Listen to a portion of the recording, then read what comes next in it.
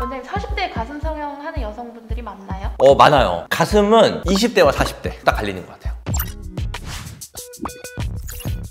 20대 가슴은 뭐 누가 봐도 이해를 하죠. 가슴이 별로 없었을 때 오태도 별로 안 나고 수영장 갈 일도 많고 놀러 갈 일도 많고 운동할 일도 많고 했었을 때 가슴이 확실히 있는 게 예쁘죠. 40대가 많은 이유, 출산, 모유수를 겪은 다음이 나이들이 많고요. 출산과 모유수를 겪으면 가슴이 윗부분이 좀 들어가요. 가슴이 젖어요. 본인 여성성이 조금 떨어진다고 느끼시는 것 같아요. 자신감도 좀 더 떨어지고. 근데 이게 왜 40대냐? 30대에 수술이 적은 이유는 아이들이 너무 어리기 때문에 본인이 수술할 여유가 잘 안 나요. 40대가 되면 애들이 좀 크거든요. 대치동이나 이런 학원가들 있잖아요. 학원만큼 많은 게 뭐냐면 요가, 필라테스, PT, 네일샵 되게 많아요. 아이들이 학원을 가고 시간적인 여유가 있잖아요. 자기 개발을 이제 다시 시작을 해요. 40대 때 친구들도 만나고 골프도 치거나 아니면 운동도 하거나 그러면서 이제 뭐 같이 놀러 가서 온천도 가고 사우나도 가고 하다 보면 가슴이 예전보다 자신감이 떨어지는 거예요. 그래서 40대 때 가슴 수술을 생각하시는 분들이 되게 많아요. 20대 가슴 수술과 40대 가슴 수술의 차이점이 있을까요?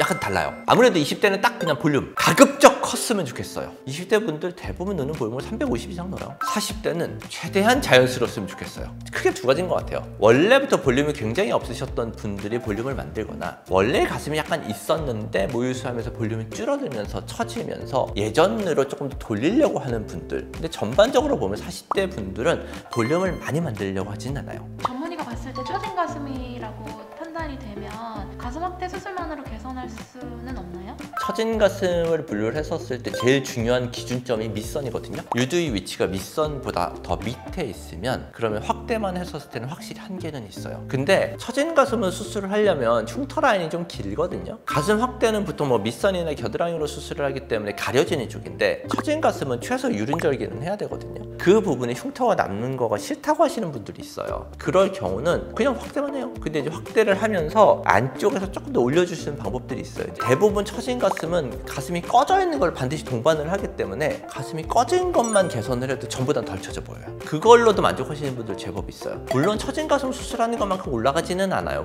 처져 있는 정도가 애매한 경우, 그러니까 보통 유두의 위치가 밑선이랑 비슷한 정도에 있는 경우는 그렇게 심하게 처지진 않거든요. 이 경우는 둘 다 설명을 해드려요. 효과가 더 좋은 건 처진 거 개선시키는 수직절개하고 가슴 확대하는 게 더 좋기는 한데 흉터가 신경 쓰이면 그냥 확대만 하셔도 지금보다는 덜 처져 보인다고 설명을 해서 선택을 하라고 해요. 근데 그 거상술로 윗가슴 볼륨까지 채울 수 있나요? 어느 정도까지는 돼요. 가슴이 이렇게 길어 보이잖아요. 처진 가슴은 처져 있는 밑에 있는 가슴을 안쪽으로 넣어주면서 볼륨 좀 만들 수 있거든요. 여기까지는 안 돼요. 중간 정도 볼륨까지는 돼요. 근데 윗 볼륨까지 만들려면 확대해야 돼요. 그 거상이랑 확대를 동시에 할 수도 있죠.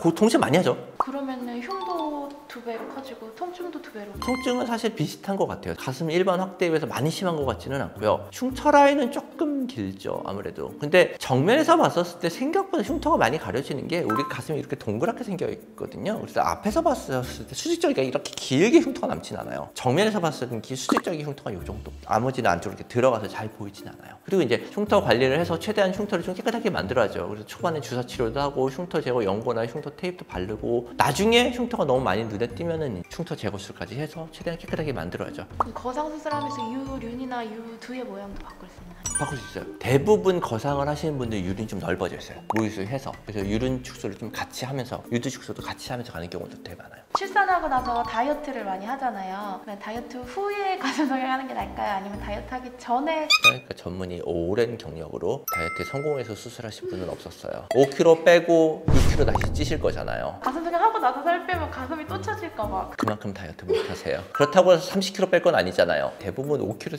10kg 이내잖아요. 그 경우에 가슴 모양 별 차이 없어요. 가슴 수술은 좀 무서우니까 수술 대신 지방 이식이나 필러로. 요즘도 필러를 하나? 우리 요즘 제일 많이 쓰는 보형물들이 한 300cc 정도, 한쪽에 필러를 300cc를 넣을 수 있을까? 주사 하나가 1cc예요. 300개?